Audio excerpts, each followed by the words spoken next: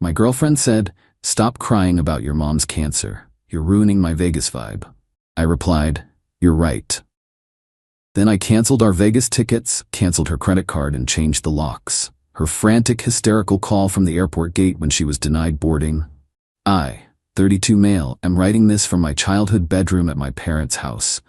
Not because I have to, but because I need to be here. My world imploded about 72 hours ago, and the fallout is just beginning. My mom has stage 4 pancreatic cancer. She's been fighting for a year, but we got the call on Tuesday that the chemo failed. The doctor was gentle, using words like palliative and comfort. My dad, a man I've seen cry twice in my life, broke down on the phone. I was a wreck. I'm still a wreck. My girlfriend of 3 years, Corinne, 29, lives with me in my condo. Her reaction to my mom's initial diagnosis was lacking. She was sympathetic for a day, then annoyed that I wasn't bouncing back fast enough. Our sex life tapered off because I was, understandably, depressed. She complained I wasn't taking her on enough dates. But Tuesday was the breaking point. We had this trip to Vegas planned for this weekend. It was for her 30th birthday, a huge deal for her. I'd booked non-refundable flights on my card, a suite at a high-end hotel, dinner reservations, the works, all on my dime as usual. She works part-time in marketing but spends most of her money on clothes and brunch. I've always been the provider, which I was fine with when things were good. I was in my home office, off the phone with my dad, just staring at the wall and silently crying. We were discussing hospice. Corinne walked in, already in a bad mood. She was holding a sequin dress up to herself in the mirror. "Are you still moping?" she asked. Not "what's wrong," not "how's your dad?" but still moping. "I just got off the phone with my dad," I said, my voice hoarse. They're stopping treatment, Corinne. It's hospice now." She let out a long, theatrical sigh, the kind you let out when your barista gets your phone wrong. "Leo, I know, it's sad, I get it, but we are supposed to be packing. My 30th is in 2 days. I've been looking forward to this for months." I just stared at her. I couldn't form words. She huffed again. "Look, I'm sorry about your mom, okay? I really am. But you've been a total black cloud for weeks. You need to snap out of it." She threw the dress on the bed and crossed her arms. "Seriously. Stop crying about your mom's cancer. You're ruining my Vegas vibe. I'll never forget that." Ruining her Vegas vibe. Something in my head it wasn't anger. It was silence. Like a circuit breaker flipped. The grief, the stress, the sadness, it all just crystallized into this cold, quiet clarity. I looked at her. I'm sure my eyes were red. "You're right," I said. My voice was monotone. "My mistake." She blinked, surprised by the lack of a fight. Then she smiled. A smug, satisfied little smile. "Good," she said, patting my shoulder. "See? Now I'm going to go get my nails done for the flight. We leave at 8 a.m. tomorrow. Try to pull yourself together. I want to have fun." She grabbed her purse and left. I sat there for maybe 10 minutes. Then I opened my laptop. Step 1. The trip. I logged into the airline's website, found our booking. The tickets were non-refundable, but they were convertible to a travel credit. In the name of the original purchaser, me, I clicked Cancel Reservation. A $1,200 credit was instantly added to my account. Next, the hotel. My deposit was lost, but I canceled the remaining nights. I ate the $400 deposit. It was worth it. Step 2, the finances. I logged into my credit card account. Corinne was an authorized user on my Platinum card. It's what she used for, well, everything. Her Vegas outfit budget, her nails, her Starbucks. I clicked her name. Report card lost, stolen, or deactivate? I chose deactivate authorized user. A pop-up asked for a reason. I typed no longer authorized. Click. Done. Step 3. The home. It's my condo. I bought it 5 years before I met her. Her name is on nothing. Not the mortgage, not the utilities, not the lease. There is no lease. She's a long-term guest, a guest who is no longer welcome. I called a 24-hour locksmith. "Hi, I need an emergency rekey on my front door and deadbolt. I had a security compromise. How soon can you be here?" He said an hour.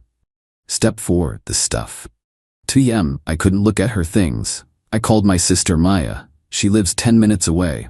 I told her what happened. The string of curse words she unleashed would have made a sailor blush. "I'm coming over," she said, "with boxes and wine." By the time the locksmith arrived at 8:30 p.m., Maya was already there, methodically and furiously packing Corinne's 800 pairs of shoes and endless supply of beauty products. "You go be with Mom and Dad," she ordered me. "I'll handle this." The locks were changed by 9 p.m. Maya finished packing everything into 28 boxes and 4 suitcases. She paid the building super $100 to move them into the secure storage unit in the basement. I drove to my parents' house. I held my mom's hand until she fell asleep. I finally cried again, for the right reasons. My phone started buzzing at 6:45 a.m. the next morning. I was asleep on the couch. It was Corinne. I let it go to voicemail. It rang again and again. On the 6th call, I picked up. I put it on speaker. My dad and Maya were both in the kitchen drinking coffee. They looked at me. Leo, what did you do?" The hysteria was immediate. She was screaming. I could hear the airport announcements in the background. "Good morning, Corinne." "My ticket, it's gone. The lady at the counter said the reservation was canceled. She said I'm not on the flight." "That's correct, I canceled the trip." "You what?" "My birthday, my Vegas trip. You can't, I'm at the airport. I tried to buy a new ticket, and my card was declined. My card, Leo, the one you gave me, it was declined at Starbucks and at the ticket counter." "What is going on?" I took a sip of coffee. "I deactivated your authorized user card. It's my account, Corinne. I'm not paying for things anymore." There was a long, stunned, whistling silence. Then a shriek that probably made TSA agents reach for their sidearms. You bastard. I'm coming back to the apartment right now. You're gonna pay for this." You're psycho. "Don't bother," I said, my voice still quiet. "The locks are changed." "You what?" "The locks are changed. Your things are in 28 boxes and 4 suitcases in the building's basement storage unit. My sister Maya will coordinate with you to schedule a pickup time. Do not try to come to my parents' house." You can't do that. I live there. You can't just kick me out. I'll call the cops. I'll sue you." "You don't live there, Corinne. You were a guest, and your stay is over. My mom is dying. I'm going to go sit with her now. Goodbye." I hung up. Her number blew up my phone for the next hour. Texts, calls, voicemails. I just blocked the number. Then, about an hour later, a new number called. I answered. It was her mother, Brenda. "Leo, honey," she said in this fake sweet voice. "Corinne just called me. She's hysterical. There must be some terrible misunderstanding." "No misunderstanding, Brenda. I ended the relationship." "But her things? You locked her out?"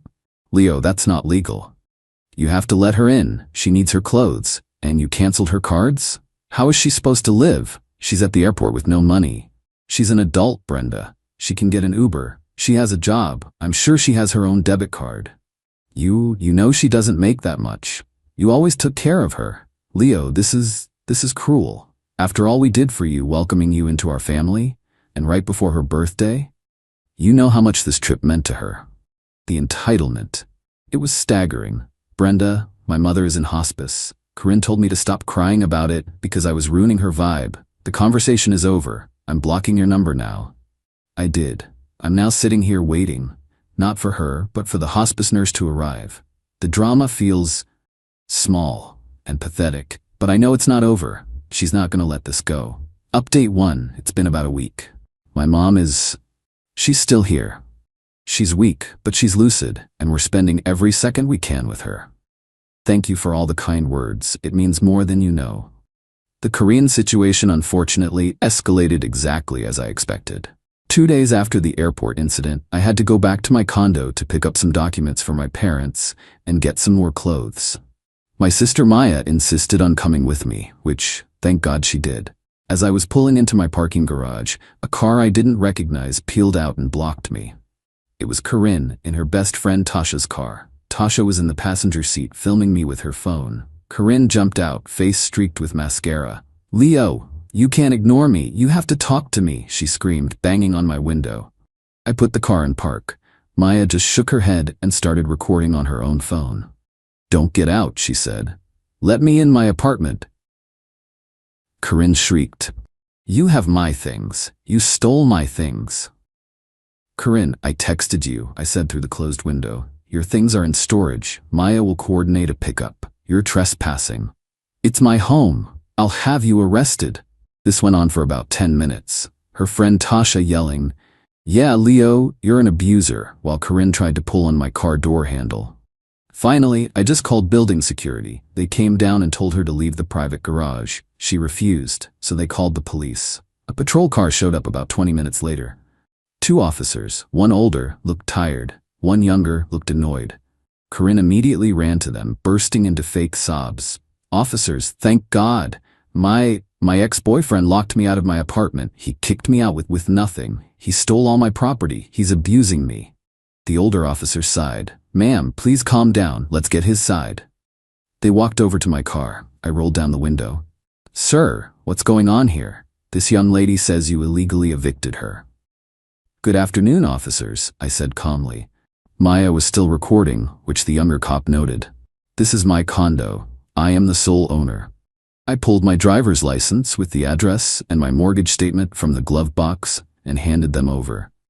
"Miss Corinne was my girlfriend. She lived with me as a guest. She is not on the mortgage or any utilities. I ended our relationship on Wednesday. Her belongings were packed and moved to a secure storage unit on site. I have repeatedly offered to coordinate a time for her to pick them up with my sister as a witness. She has refused." Corinne screeched, "He's lying. I paid rent." The younger cop looked at her. "Did you, ma'am? Can you show us a check, a bank transfer, a lease agreement?" "Well, no," Corinne sputtered. I paid for groceries and I decorated. That counts." The older cop handed me back my papers. "Sir, you're right. She's not a tenant. This is a civil matter, not a criminal one." "Ma'am," he said, turning to Corinne, "you need to leave the property. He has offered to return your belongings. You need to arrange a time with his sister, like he said. If you stay here, we will arrest you for trespassing." The color drained from her face. Tasha had stopped recording. "But my stuff." "Arrange a time," the cop said slowly. "Now, get in your car and leave." They fumed. Corinne got one last parting shot in. "You'll be hearing from my lawyer, Leo. You stole from me." They finally left. Maya and I went up.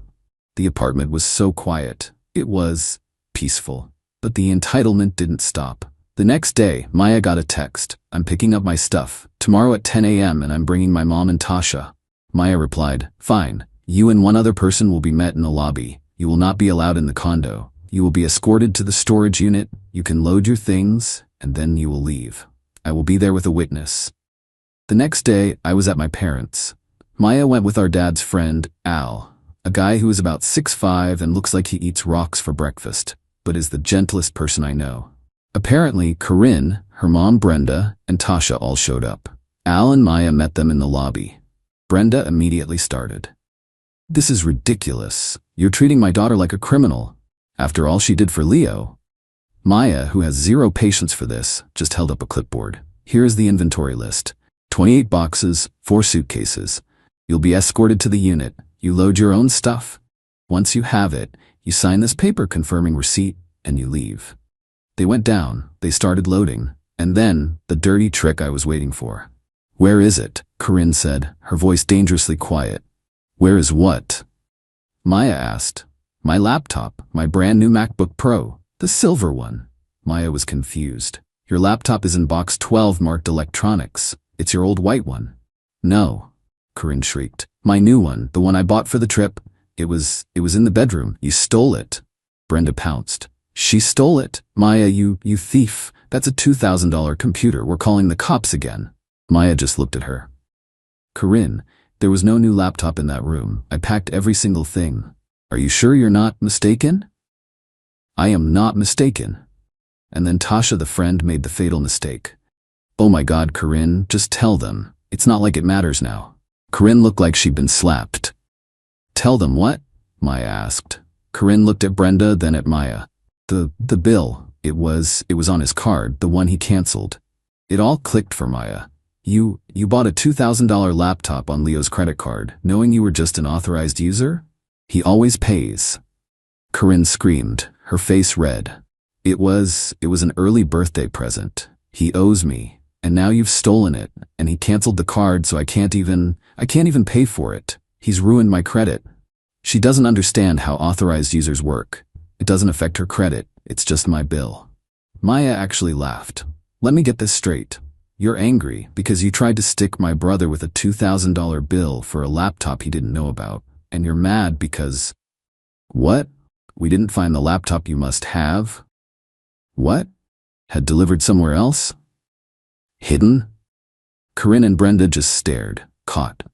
The laptop, it turns out, was at Tasha's house. She'd had it shipped there, probably so I wouldn't see the package. She was just trying to see if she could claim we stole it and stick me with the bill.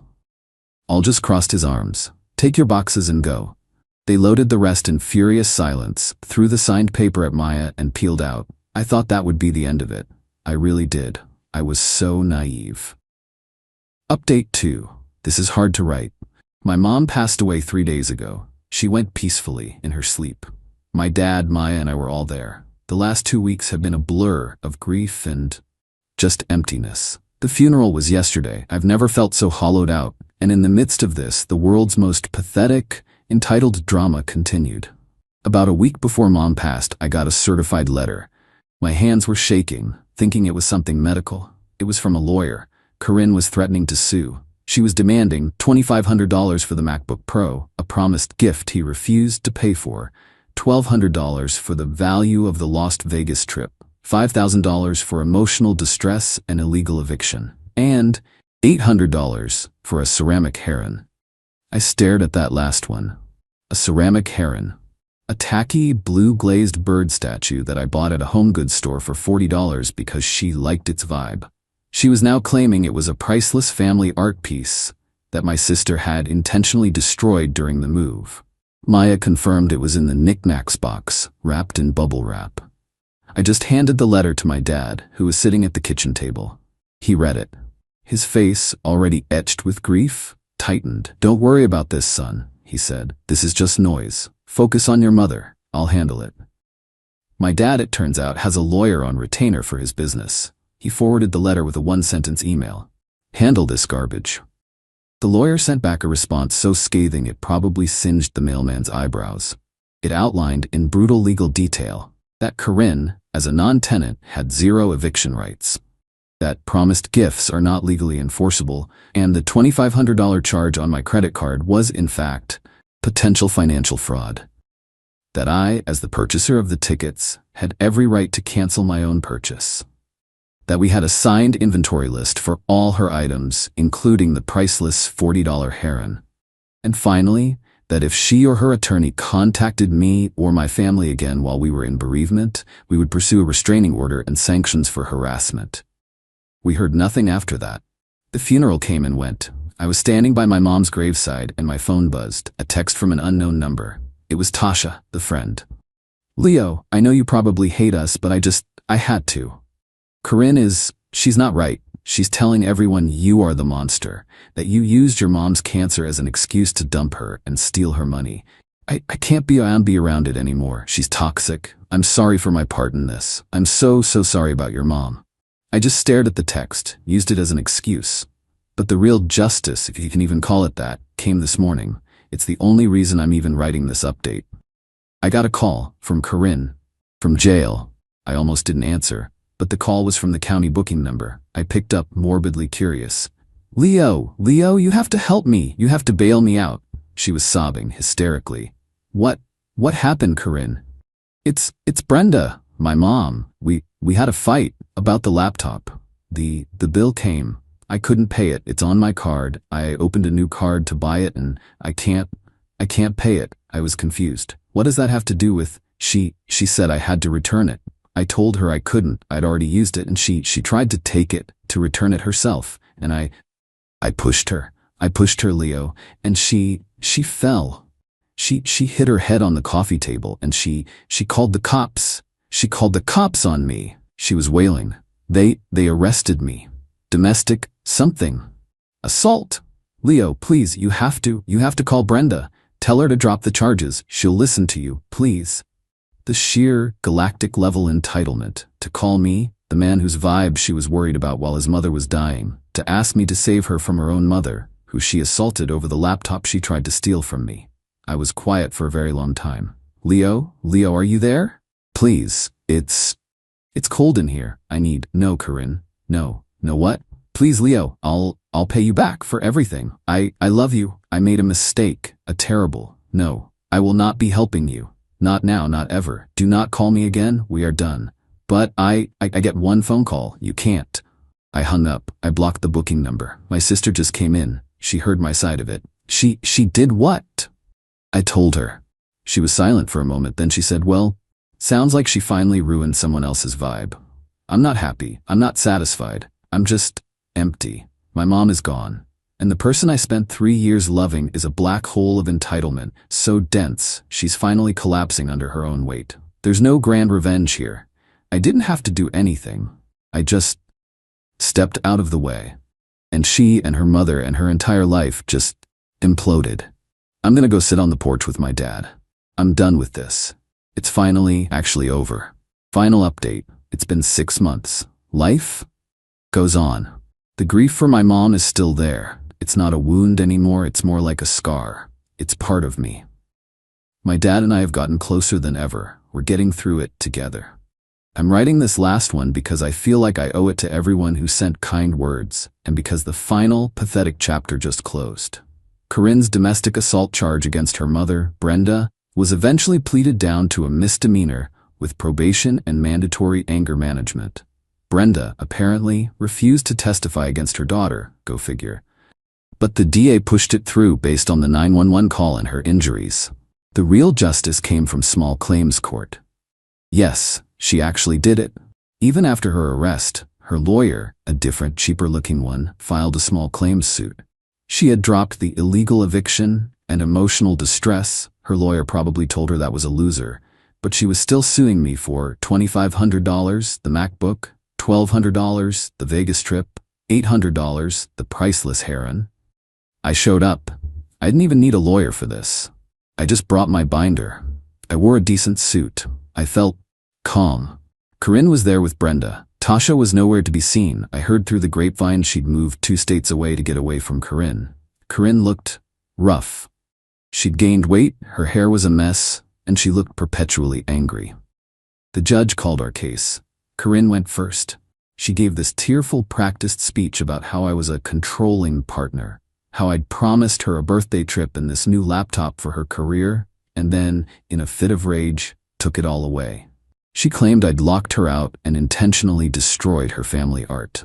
She never once mentioned my mother. Then it was my turn.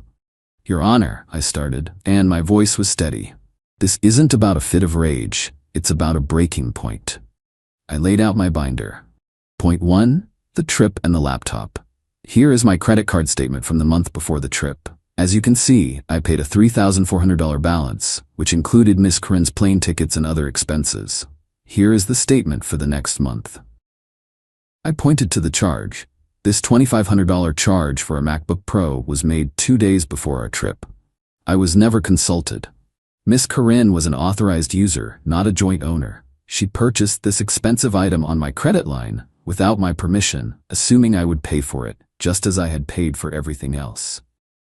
Point 2, the vibe. The day I canceled the trip, Your Honor, my family and I were making the decision to move my mother into hospice care. The judge's expression changed. Corinne and Brenda just stared at the table. When I informed Miss Corinne of this, her response was, and I have a recording of her friend Tasha confirming this in a voicemail, if you'd like to hear it, was that I needed to stop crying about my mom's cancer because I was ruining her Vegas vibe. The judge just looked at Corinne. For a solid 10 seconds. Is that true, ma'am? Corinne sputtered. It was. I was upset. He was ruining my birthday. The judge's face was stone. Go on, sir. Point 3, the heron. As for the $800 ceramic heron, here's the original box it came in, which my sister kept. I pulled out the box, which had the home goods store logo on it. And here is my bank statement from 2 years ago, showing the $40 purchase from that store. It's not a family art piece, it was a knick-knack. The judge looked at the receipt, then at the box, then back at Corinne. Ma'am, the judge said, you are wasting this court's time. You are attempting to profit from a man's profound personal tragedy. You lived in his home, rent-free. You used his credit card as your personal bank account, and when he was at his lowest, you berated him. And now you are here under oath, lying about a $40 statue. Corinne was bright red. Case dismissed with prejudice. Then the judge looked at me. And sir, I am truly, deeply sorry for your loss. Brenda started to screech outside the courtroom. You humiliated her. You lied. You're a monster. I just looked at Corinne. All the hate, the anger, the pain, it was gone. I felt nothing. Just pity. She was pathetic. A 30-year-old woman living with her mom, in debt for a laptop she couldn't afford, with a criminal record, still screaming that everyone else was the problem. I just walked away. I didn't say a word. I heard from that same mutual friend that Corinne is now working as a cashier at a craft store. Brenda is apparently garnishing her wages to pay for the damage Corinne did to her house during their fight and for the legal fees. My life isn't a movie. I'm not healed. I miss my mom every single day. But my condo is quiet. My life is simple. My dad and Maya and I have dinner every Sunday. I'm starting to think about dating again, but I'm in no rush. The revenge wasn't some grand complicated plan. It was just dropping the rope. I let go. And she and all her entitlement fell right into the consequences she'd built for herself. I'm finally free. And that's enough.